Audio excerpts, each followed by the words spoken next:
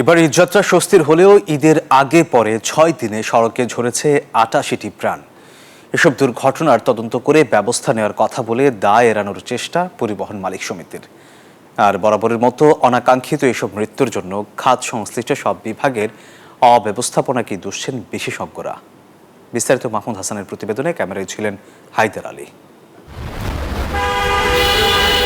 প্রতি বছর ঈদ আনন্দ নিয়ে আসলেও সড়ক দুর্ঘটনায় ম্লান হয়ে যায় সেই খুশি।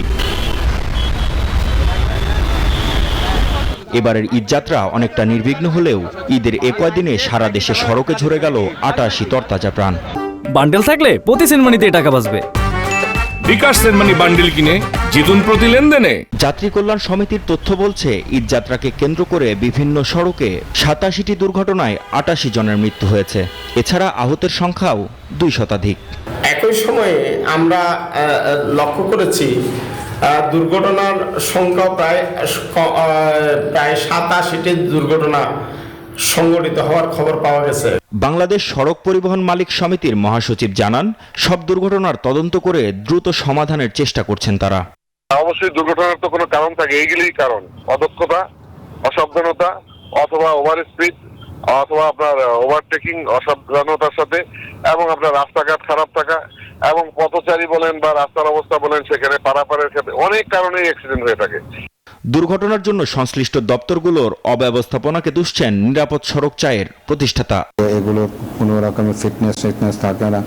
তারপরে এই যে যারা হেল্পার, তারা একটা সুযোগ পায় এই নতুন গাড়িগুলো, এগুলো ড্রাইভারি করার বেপরোয়া গতিতে আছে।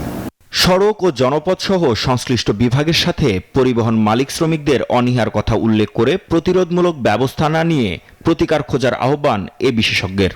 আমি প্রত্যাশা করব সড়ক ও জনপথ তাদের যেহেতু ক্যাপাসিটি ম্যানুয়াল আছে, এখন একটা পোস্ট সেফটি অডিট করা এবং প্রতিনিয়ত কোন কোন সড়কে এরকম আরও দুর্ঘটনা প্রবণ স্থান আছে সেগুলিকে বের করে প্রিভেন্টিভ মেজার নেওয়া।